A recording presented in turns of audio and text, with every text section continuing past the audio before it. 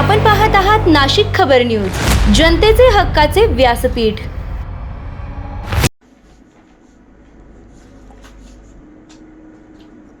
महाराष्ट्राचा अर्थसंकल्प 2026-2027 सादर केल्यानंतर पत्रकार परिषद घेत राज्याच्या विकास आराखड्याबाबत महत्त्वपूर्ण माहिती दिली।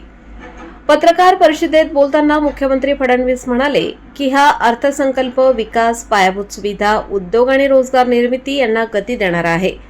राज्यातील शेती, जलव्यवस्थापन, पायाभूत सुविधा, पर्यटन आणि शहरी विकास या क्षेत्रांवर विशेष भर देण्यात आला आहे।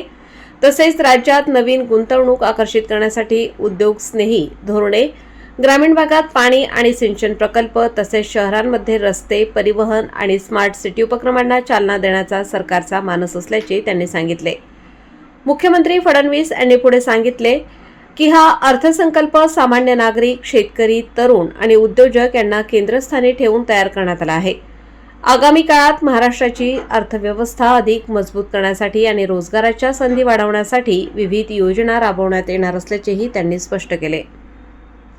महायुतीचे चाणक्य आदरणीय देवाभाऊ यांनी विधानसभेमध्ये मांडला आणि महाराष्ट्रातल्या शेतकऱ्याला, बळीराजाला कर्जमाफीच्या रूपानं पुण्यश्लोक अहिल्याबाई होळकर कर्जमाफी योजना जाहीर करून एक मोठा दिलासा दिला गेलेला आहे। हे राज्य शेतकऱ्यांचं आहे, हे सरकार शेतकऱ्यांच्या पाठीशी आहे, हा एक मोठा संदेश खऱ्या अर्थानं देवाभाऊंनी या अर्थसंकल्पाच्या माध्यमातून महाराष्ट्रातील शेतकऱ्यांना दिला आहे। देवाभाऊंच्या काळातली ही दुसरी कर्जमाफी योजना आहे। सुरुवातीला ते ज्यावेळी मुख्यमंत्री झाले त्यावेळी छत्रपती शिवाजी महाराज कर्जमाफी योजना जाहीर केली। 1.5 लाखापर्यंत शेतकऱ्यांना पीक कर्ज त्यावेळी माफ केलेलं होतं आणि यावेळची कर्जमाफी योजना ही त्यांच्या काळातील दुसरी योजना आहे। पुण्यश्लोक अहिल्याबाई होळकर सप्टेंबर 2025 पर्यंतच्या थकीत पीक कर्ज शेतकऱ्यांना 2 लाख आणि प्रोत्साहनपर अनुदान 50,000 रुपये देण्याचा त्यांनी निर्णय घेतलेला आहे नियमित कर्ज भरणाऱ्या शेतकऱ्यांना।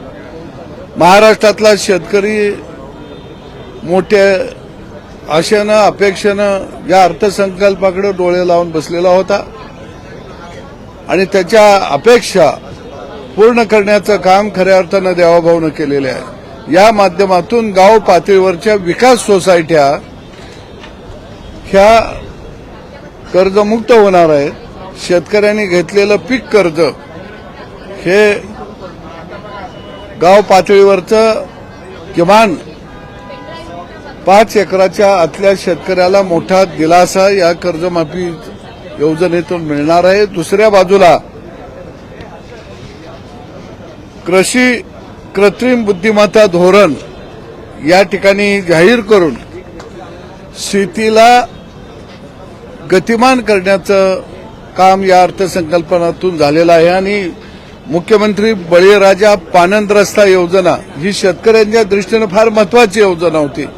याही योजनेला मोठ्या प्रमाणामध्ये निधी देऊन तिला मान्यता देण्याचं काम आजच्या या अर्थसंकल्पातून झालेलं आहे आणि निश्चितच बळीराजा हा आमचा कणा आहे आणि हा कणा आम्ही मोडू देणार नाही अशी भूमिका या अर्थसंकल्पातून त्यांनी मांडली। त्याचं मी स्वागत करतो।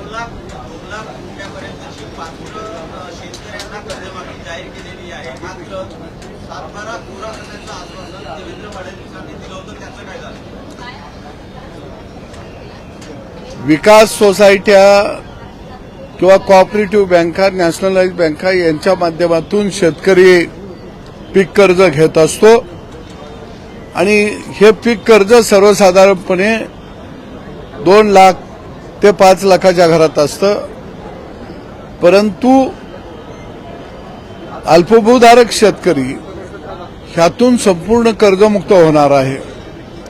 त्यामुळे अल्पभूधारक शेतकऱ्याला ह्यातून मोठा दिलासा मिळालेला आहे. कारण महाविकास आघाडीच्या काळामध्ये सुद्धा 2 लाखाची कर्जमाफी झालेली होती. त्याने प्रोत्साहनपर 50,000 रुपये देतो म्हणले, परंतु ते पैसे महाराष्ट्रातल्या शेतकऱ्याला दिले नाहीत. आणि म्हणून मला वाटतं जे देता येतं ते देण्याचा प्रामाणिक प्रयत्न खऱ्या अर्थानं देवाभाऊच्या सरकारनं केलेला आहे आणि निश्चितपणानं महाराष्ट्रातला शेतकरी याचं स्वागत करेल.